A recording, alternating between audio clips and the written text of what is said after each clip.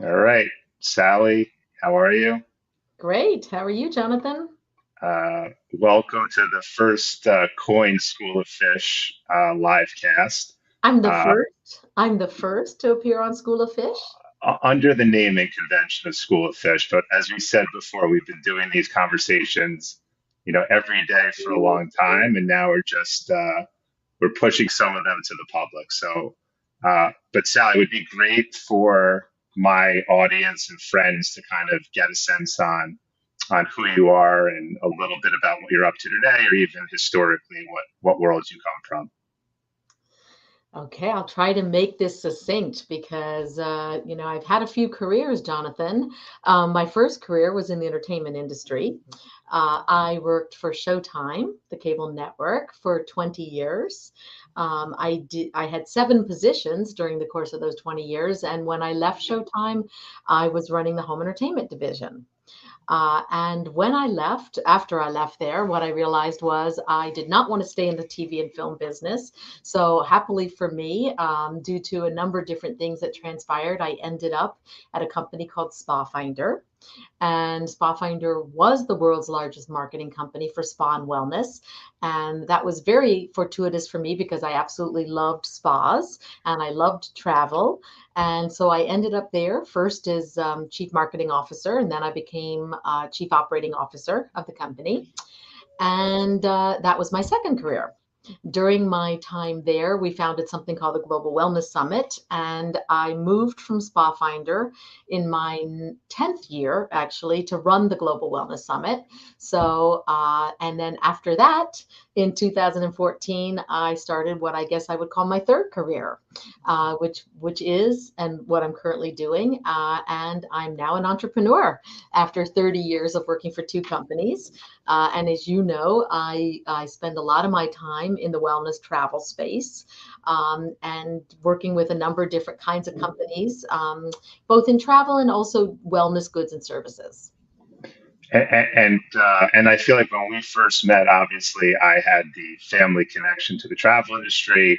I try and live a life that has elements of wellness in it, and but kind of what is it in you that really gravitates to kind of this third act and really being focused on your company's name as mind, body, spirit?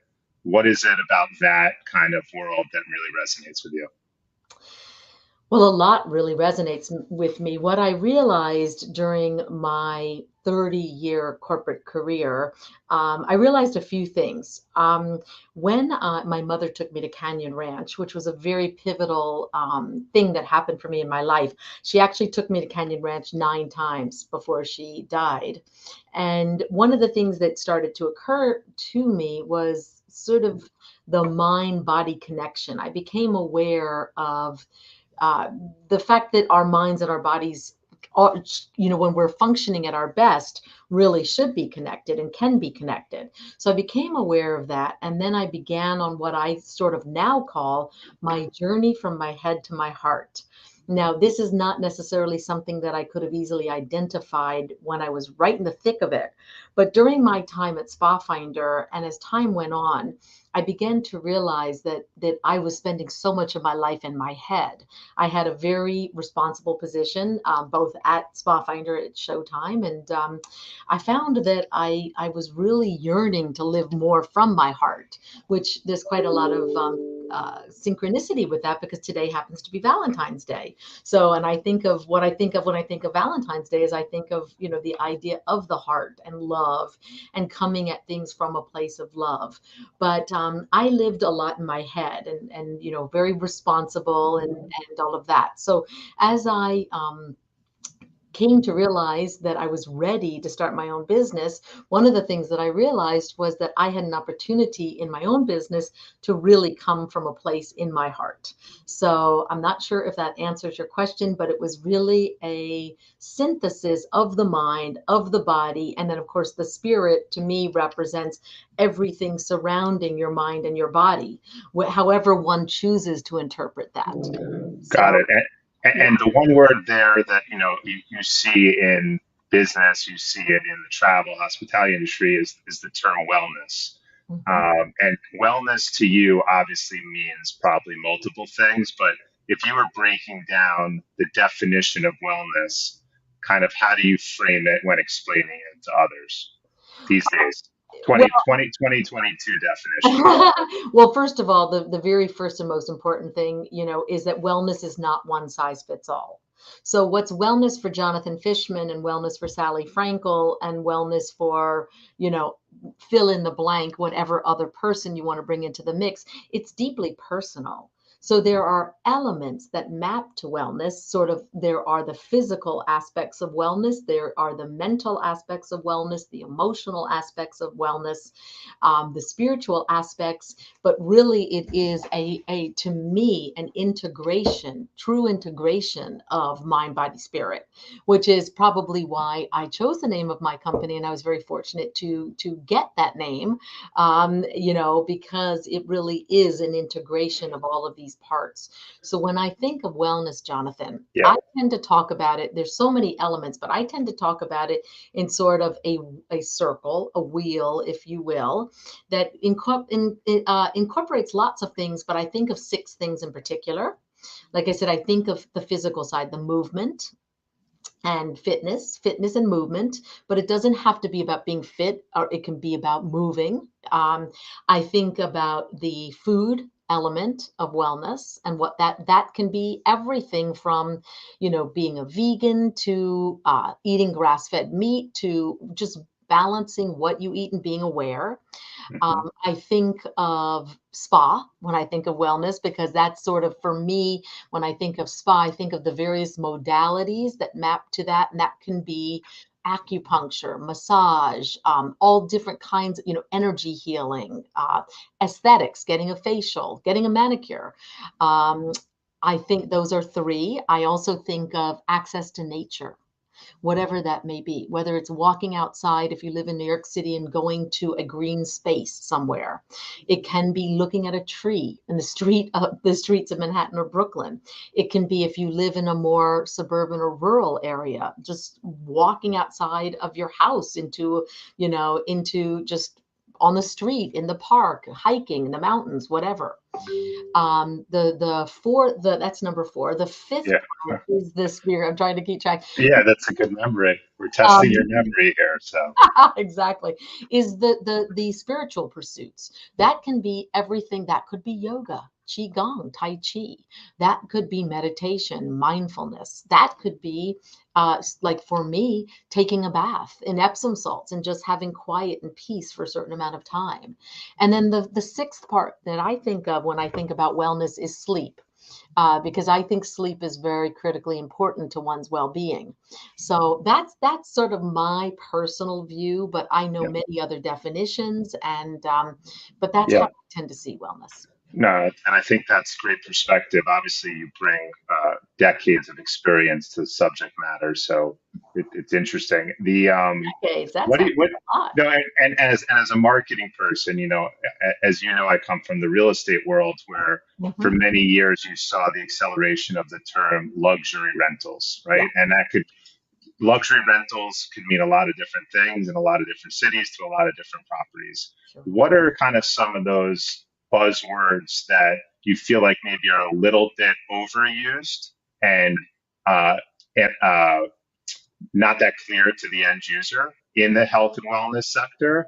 And or what do you feel like are trends you're seeing for kind of the next wave or evolution of the business? And you can answer either of those both, but um, what's the direction of the industry right now, and kind of how are they embracing terminologies and explanations of if it's a hotel's offering, a spa's offering, or anything of the sort? Well, okay, overused terms. I think the number one most overused term is the term wellness, frankly. And frankly, I have had a lot of negative feelings towards the word, and have had to really um, really spend time thinking about that part of what happens when something becomes overused is in a way also a positive acknowledgement of the fact that that means that that term now is resonating with so many people in so many ways. And of course, we know as marketers that marketing people love to latch on to certain terms and use them everywhere. So I saw this phenomenon, Jonathan, when I got into the spa industry in 2004. That was the tipping point year. And I talk about this a lot, where all of a sudden every single hotel had to have the word spa attached to it. So it was Jonathan's Hotel and Spa. Right, You know, right, and all of a sudden, and then you had your car spas and your dog spas and your shoe spas. And it's like the word spa was ubiquitous. Well, that is clearly what has happened now with the term wellness. And having been part of the industry, you know, I can tell you that it was really 2008, 2009, more around 2009 when the word wellness started to enter the vernacular. And now everywhere you look, it's, you know, you've got a wellness, like a wellness everything. You know, wellness is at Walgreens and wellness is at Target and wellness is at the grocery store. And I guess that's a good thing, but it's also, I think, has devalued what the term means.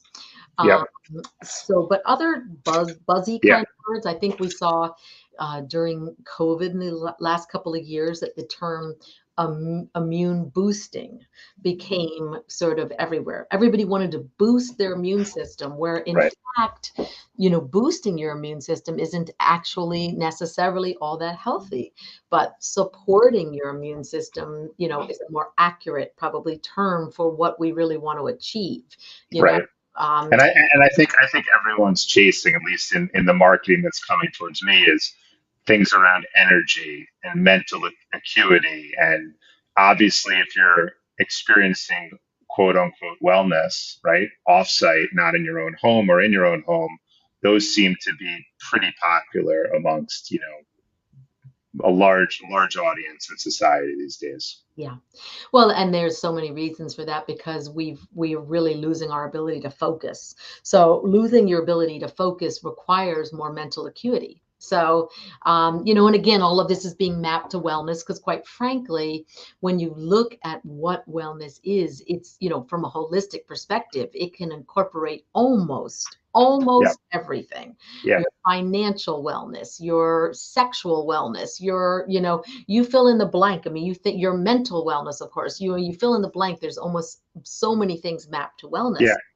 And But Sally, yeah, one question I have on to that point, right? You have obviously this evolution of wearables and technology, right? And at the same time, I know when people go to destination spas or hotels, there's the idea of unwinding and kind of detaching yourself from technology, um, which is just like when you're tracking the impact, it's kind of a catch 22 because on the one hand, you want to track how things affect you for good or bad, right? With all the devices that are out there.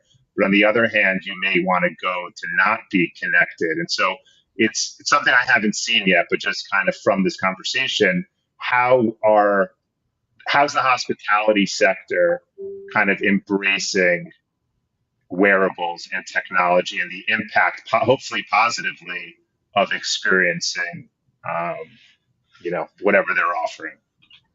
well, that's an interesting question. I'm not an expert on this subject, but last week I did attend a trends event and was very interested in hearing the ten trends that they identified. And one of the trends was around the relationship between tech and wellness. And specifically, some of it was wearable tech, some of it was just the tech that we access on our phones through apps. And it Mhm. was really a fresh take on digital wellness because there's been a lot written about the need to disconnect. And of course, destination spas have really grappled with this because if you've ever been to a destination spa, not everybody knows what the definition of that means, but that really means a full immersive wellness experience where everybody is there for the same purpose. So would be, I'll use one of my favorite examples, which is Canyon Ranch. I use that example because that's what sort of got me very interested in the industry when my mom took me there. And like, you know, they've all grappled with, do they take away your electronic devices. How limited do they make it in terms of your being able to use them? Let's say, especially in common areas like in the relaxation room in the spa, in the dining room. And what a lot of places are coming to, and what was interesting about this trend, and when I listened to the speakers speak about it, is getting to more algorithms, if you will, and more limitations that we set ourselves on our own devices, whether it be on our Apple Watch or on our iPhone or on our whatever wearable that app, and we already have this, we know this. I'm sure you probably see this. I get a notification every week of how much time I've spent on Hmm. my phone on various applications. And sometimes it's horrifying. Sometimes when it says your usage was up 25% this week and it was an average of 4 hours and 23 minutes a day, I stop and think to myself, oh my Lord, if I'm only awake for 16 hours a day, what am I Right, doing? right, And that doesn't right, even include my computer I sit in front of for 6 or 8 hours a day. So, right. we do, I think that we will see um, Eh, that eh, more like we see nutritional information on, when you go to the grocery store now, and I don't know about you, if you turn over the package and you read the nutritional value, we're going to see more of this in the tech world. Sort Yeah. of, No, and I think like a Canyon Ranch, just as an idea, over time, when you have all these wearable devices and tracking, et cetera, technologically, that should be sent ahead of your arrival so that the places could obviously customize, if it's not Canyon Ranch, but others could customize how they interact with you to find, new ground to cover. Yeah, I would say, I used the word, I think, detach. I meant to say disconnected from technology. And I But think, detach is a good word too, though. no, In a way, this is a little bit like an attachment we wear that we can't let go of. So I actually thought the word detach was a good choice. okay, well, that could be a new marketing word in 2022. But I think the word connected or disconnected kind of is a word that you and I have shared with each other. Even when we've attended events together, you were always so nice to introduce me as someone that's also a fellow connector. And Yes. I think, for a conversation like this, and the world that I'm in of business development, which is always bringing the right groups together, people together. Tell me a little bit about how you think of yourself as a connector, what that means, what made you a good connector. I think that would be interesting to hear. Okay. Well, thank you for asking that. First of all, for me, it's a very natural thing. So I would say, and I think that that is true for you too. We all have gifts in this world, and I'm of the mind, and and really come to understand that I have a natural gift for connection. I am very connecting, connected, connective, any version of that word you want to use. And truly, one of the greatest joys in my life is making meaningful connections for and with people. So it comes naturally to me, first of all. Second of all, it gives me great joy and pleasure. So I like to do it. And I have the added, I guess, benefit of living a certain number of years. So I know a lot of people. And I've kept in That touch helps. with a lot of people, and I actually genuinely care about people. Yeah, So when it's transactional purely, it loses a lot of meaning. People who know me, and now you know me, and so you see, know yeah, that when I make a connection, it is genuine, it is authentic, it comes from my heart, it comes with a deep amount of caring, and I don't do it lightly. I don't take advantage of people's time and good nature, nor do I want my time and good nature to be taken advantage of. So when I connect, it is coming from a place that is very, very deep in me. right. And really, it's people say is business development a science or an art? There is obviously elements of each, but I think the expression "it's just an intro" or "all you did was send an intro," not to you, but I'm saying in my world that doesn't take into account the years of relationships that we've built and know-how and knowing what fits together. And it kind of maybe it just kind of a takeaway could be I always was one to prefer to watch TV than read a book as a child or a film.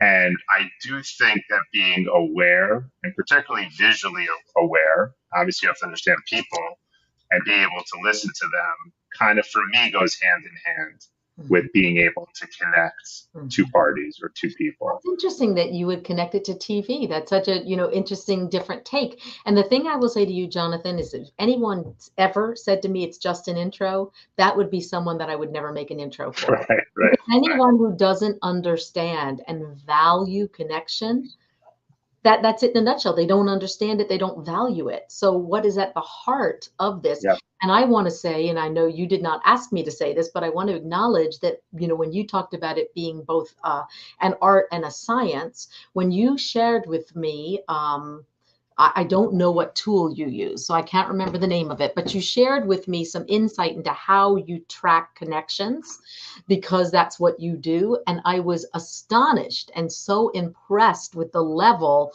of, the way you utilize technology, which is, high tech, but you also utilize high touch, which is the heart center, the genuine, understanding. but high tech, high touch is that's a good tagline, Sally. I like that. Well, I didn't make it up, Jonathan. Yeah, I can take credit. We used it at Spa okay, Finder because we were high okay. tech and high touch, and that's the industry that I play in. I'm in a very, Interesting. very high touch industry, but we utilize technology, but you don't really see how it gets utilized. And Yeah, when you shared with me your technology, I was so impressed with it. But at the end of the thank day, you. if all you had was that technology, you'd be far better off having the high touch than you would be having the high tech. Yeah, You yeah, have and to be able to marry them both, which is very effective. yeah. And Sally, even like building relationships or connections. In some ways, we met first. I believe we had a call maybe during COVID through a mutual friend, but then we got to meet in person. How did you feel during the last 2 years during COVID on kind of either the importance of trying to build relationships digitally and or in person, and kind of where do you think the world is going, having just lived through a digital connectivity moment, and now maybe this balanced world of in person and through Zoom or a computer. Well, there is no question that I'm an in-person person. I am in my heart, I am in my energetic exchange with people, but I something happened for me during COVID that probably would not have happened. And that is I got introduced to an organization called Exchange Approach, that at some point I definitely want you to come see this. And through getting introduced to Exchange, they do online events and online training that is absolutely as good as it could possibly get for attending something and making genuine connections. The way that they've learned to utilize technology, and this really speaks to what we were talking about before, the high tech, high touch, they utilize technology so effectively. And it's a combination of technology and methodology. So they know how to ask very good questions. And when you come to an event or a training or something and people know how to ask good questions, and then they know how to utilize technology in an incredibly effective way so that it's almost as good as you and I being in person at an event and meeting each other because they put us together. So there's a choreography to connect along with the technology and good questions asked. I have to say that that was a bright spot for me during COVID to learn about this particular approach so that, rather than sit there on endless Zooms that are so deadly, you just want to, Right, right, oh, right. I don't even No, know what no. to do. I What think that's a good explanation. You know, as we kind of as we move out of kind of the peak of the COVID pandemic, right? And I look at the travel industry as one that's had a very challenging set of times to figure things out, to adjust. Talk to me about what you've seen over the last 2 or 3 decades in the resiliency. Like, why is the travel industry able to kind of power through what is a 9/11, a financial crisis, and now a pandemic? What is it about the industry that you think lends itself well to being resilient? Well, I think that's a really easy question because the answer to me is that human beings have an innate desire to explore. We have an innate desire, many of us, not all, but most of us want to go out and see other places and meet other people and experience other cultures.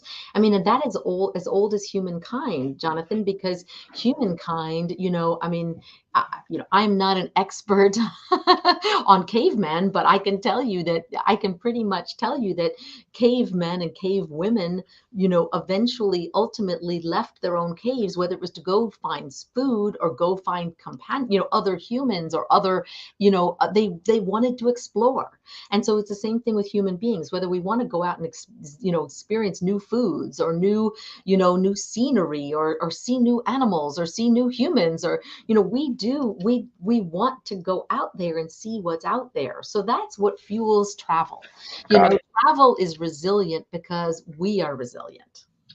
Oh, well said. I've been actually watching the prequel to the Yellowstone series called Oh, 1883, oh, which, please don't quote me on this, but it seems like they were navigating or moving, relocating from the south to the northwest in the late 19th century. And I think it's a very good period piece because it's relatable, as in the 21st century you can understand, but it really makes you aware as to obviously how lucky we are as a society with all of the things that we have at our disposal, and really appreciation for things like travel, things like food and you know plumbing and water and heat and all this. So I think, Sally, first of all, I wanted to thank you for participating. I well, think it's a great conversation. You and I probably could do at least, we could do a Tim Ferriss 2 to 3 hour discussion easily. We won't bore others that are hopefully listening the whole way through here. And in a funny way, this background was just kind of quickly prepared by one of our associates. And it will be funny to see over the next year, 2, 3, maybe 5 or 10 years, how the graphical offering of the School of Fish discussion changes. But yeah, Sally, any just share kind of where people can, if they were gonna be interested in following up with you, obviously they could always go through me, but just kind of to end the discussion with like where what you're spending most time on today, and if people wanted to reach out to you, what's like kind of where should they be thinking of partnering or connecting with you? and I would love to partner and connect. I'm sure you have my website and my email, which I'm more than happy to share. I currently am working with on the travel related space. I'm working with a travel tech startup called VacaU, which is all about wellness and active travel. I'm working with an amazing wellness hotel in Quebec City called Le Monastère des Augustines. I am working with a brand new startup show in the travel space I'm quite excited about called Synergy, the retreat show that will bring luxury wellness properties together with retreat planners and travel designers. I'm working with Healing Hotels of the World. That's a marketing consortia for fabulous properties that help people heal in all sorts of different ways. It's a global organization. And I work with the exchange approach on awakening conscious leadership, which is another aspect of wellness and well-being, truly getting, learning how to be much more aware and conscious as a leader. And I think I forgot one client, but you know what? We'll just have to, that's Yeah, enough for the moment. yeah. That's all I can remember. The sixth one will be the sixth client, hopefully, of someone seeing this that has some great And ideas. I feel terrible because I'm forgetting. Oh, I'm working that I just remembered. I'm working with a senior living project. That's because it's a little bit out of my usual and creating a wellness program for them. It's not even built, it's a luxury real estate on the Hudson River. And, what I mostly do, Jonathan, is I do things around marketing, brand development, business development, partnership, strategic partnership development. So I cut across all those areas, not dissimilar in some ways to you, and but with a love specifically of wellness travel. No, Sally, appreciate the time. I think this was a great discussion, and we're gonna sign off. So Okay, well, enjoy your thank day. you. It's been a pleasure to swim with Thank you. you. All Okay, right. bye bye. Bye.